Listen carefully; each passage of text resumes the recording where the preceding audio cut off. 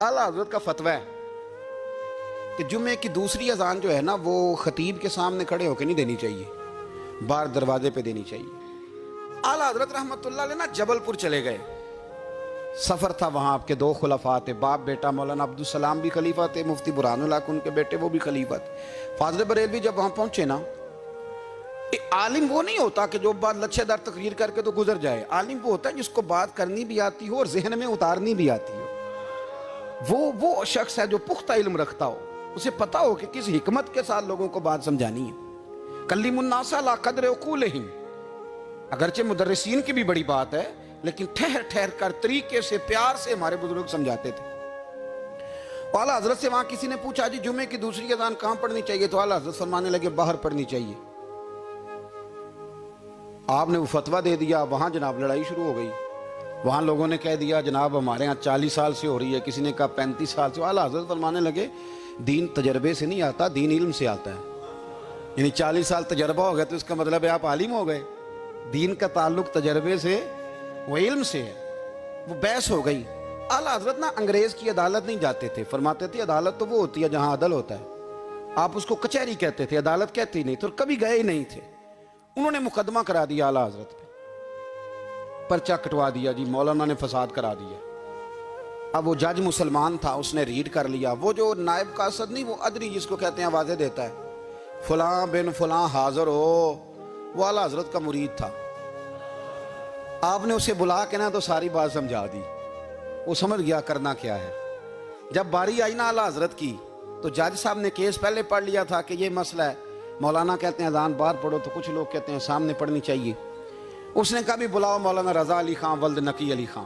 वो कहने लगा खड़ा होकर ना जज के सामने, कानों में दोनों, बिल्कुल जज की आवाज देनी थी ना बाहर जाके, तो जज साहब के सामने जज साहब की तरफ मुंह करके कहने लगा मौलाना रजा अली खां वल्द नकी अली खां हाजिर हो।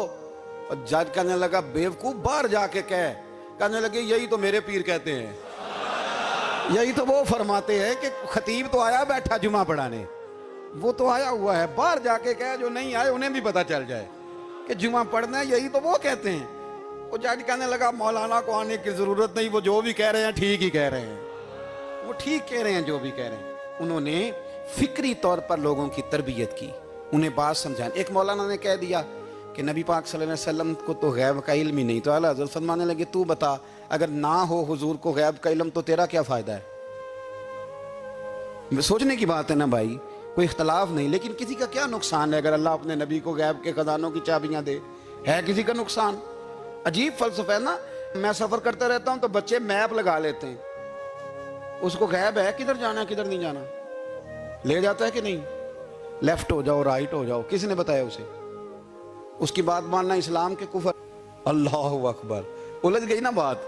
फिर वो बताता है कि आप 5 घंटे 4 मिनट में फलां जगह पहुंच जाएंगे, तो उतनी देर में बंदा पहुंच जाता है एंड टाइम पे, तो ये बात मानना इस्लाम के कुफर। लेकिन मुझे अफसोस इस बात का है कि डॉक्टर का अल्ट्रासाउंड मानने वाले, मैप की बातें मानने वाले, कल इतने बजे बारिश हो जाएगी ये मानने वाले, अगर कहा जाए कि रसूल पाक ने ये गैब की खबर दी है तो लोग अड़ जाते हैं। आला हज़रत फरमाते हैं यूं ना करो जिसे कोई साइंसदान पढ़ाए, अगर वो बहुत सारी बातें बता सकता है तो जिसे रब रहमान पढ़ाए। रहमान अल्लमल कुरान खलकल इंसान।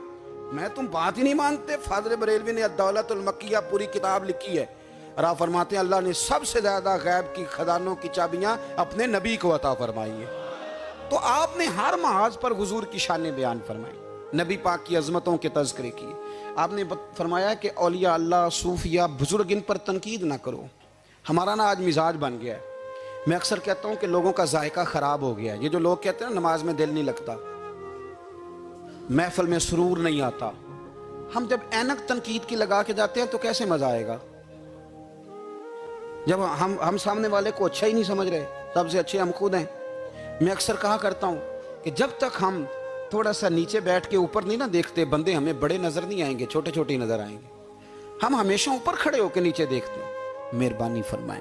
बड़ी शानदार बात लिखी आला हज़रत बरेलवी ने मलफूजात शरीफ में। आप फरमाते हैं 2 बड़े जबरदस्त कारी थे, तलफ़ुज़ अच्छा ही होना चाहिए, लेकिन इसका यह मतलब नहीं कि फिर आप सब पे तनकीद ही करते रहें। आला हज़रत फरमाते 2 कारियों ने ना एक बुजुर्ग के पीछे नमाज पढ़ी, तो उनके ना कुछ कवायद मुस्तहब, कुछ कवायद ठीक नहीं थे। تو کہنے لگے شہرت تو بڑی سنی تھی پر بابے کو تو قرآن بھی صحیح نہیں پڑھنا آتا. یہ اعلیٰ حضرت نے لکھا ہے. چھوڑو جو یہ بھی کو ولی ہے. فرماتے ہیں بس مستحب قواعد ٹھیک نہیں تھے, جو چیزیں ضروری ہیں وہ ٹھیک پڑھتے تھے بابا جی. اب ان دونوں نے تنقید کی دل میں اور باہر نکل کے ایک دوسرے سے کہنے لگے یار کتنا سوچ کے آئے تھے پر یہ تو قرآن پاک بھی ٹھیک نہیں پڑھتے. اب موسم تھا تھوڑا سا ایسے ہی معتدل موسم تھا, نہ زیادہ گرمی تھی نہ زیادہ سردی تھی. قریب ایک جھیل تھی.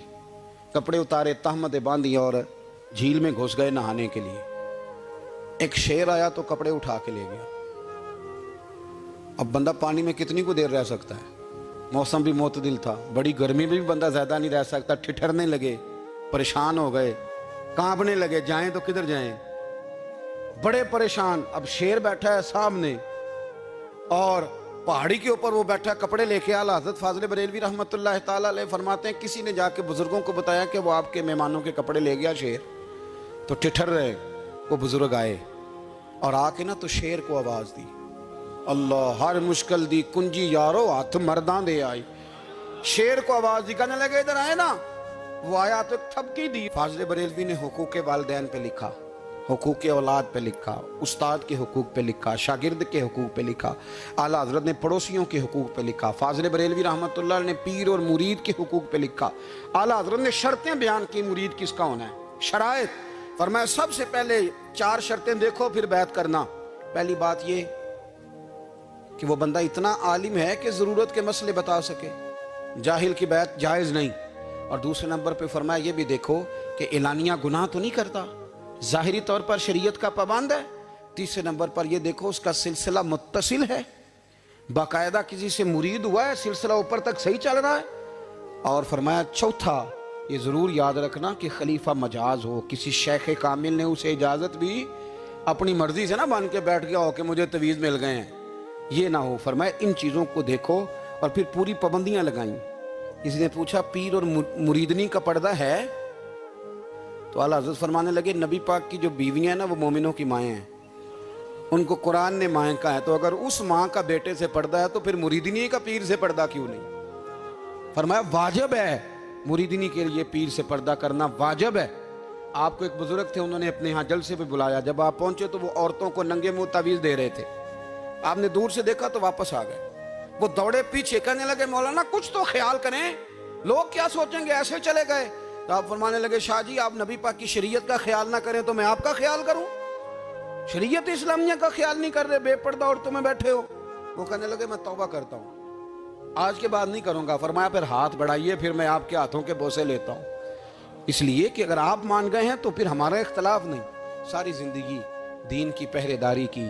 اعلیٰ حضرت رحمۃ اللہ علیہ نے آج سے 150 سال پہلے کہا تھا مسلمان اپنے بینک قائم کریں, اپنا سرمایہ. ایک جو باتیں آج کر رہے ہیں نا آپ کے لوگ دانشور, وہ 125 سال پہلے کہا تھا کہ اپنے بینک بناؤ, آپس میں مسلمان تجارت کریں. فرمایا اپنا پیسہ ایک دوسرے پر خرچ کرو, غریبوں کو وظائف دو, وہ سارے طریقے اپناؤ جو صحابہ نے اور محبوب کریم نے ہمیں عطا فرمائے. مسلمانوں کی فلاح پر انہوں نے بڑا کام کیا. وہ زمانہ اقبال پہلے کہا کرتے تھے سارے جہاں سے اچھا ہندوستان ہمارا. پھر اللہ نے توفیق دی تو کہنے لگے نہیں, خاص ہے ترکیب میں قوم رسول ہاشمی. اعلیٰ حضرت اسی زمانے سے کہہ رہے تھے نہیں بھائی جو مصطفیٰ کے غلام ہیں ان کا منصب اور معیار الگ ہے. بڑی محبت سے زندگی گزاری, اللہ سے بڑا ڈرتے تھے.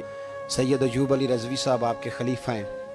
وہ کہتے ہیں ایک چھوٹا سا بچہ صبح صبح آ گیا, کہنے لگا حضور آپ کی کل دعوت کرنی, آ جائیں گے؟ آپ نے فرمایا آ جاؤں گا. کہنے لگا میں یتیم ہوں, باپ میرا فوت ہو گیا اور میرا بڑے دل کرتا ہے آپ سے محبت ہو گئی. فرمایا کب آؤں؟ اس نے کہا کل آ جانا. کیا کھلاؤ گے؟ تو چنے کی دال اس نے جھولی میں ڈالی. کہنے لگا حضور میں لے آیا ہوں, رات کو بھگاؤں گا, کل آپ کو کھلاؤں گا. آپ بیمار رہتے تھے, دوپہر کو سوجی کے بسکٹ کھایا کرتے تھے. سید صاحب کہتے ہیں جب وہ جانے لگا تو اعلیٰ حضرت فرمانے لگے اگر اجازت دو تو ایک بندہ ساتھ لے آؤں. کہنے لگا لے آؤ. فرماتے ہیں اس کے گھر گئے تو اندر بیٹھنے کی جگہ بھی نہیں تھی. 1000 کتاب کے مصنف, لاکھوں کروڑوں مریدوں کے پیر, امت مسلمہ کتنے بڑے لیڈر. کہتے ہیں اس نے نا باہر گلی کے باہر دروازے کے باہر چٹائی بچھا دی. کہنے لگا حضور اندر جگہ نہیں ہے, میری اماں ہے اور آپ عورتوں سے بڑا پردہ کرتے ہیں. اعلیٰ حضرت باہر بیٹھ گئے زمین پہ. اس کو کہتے ہیں لاجپال پیر.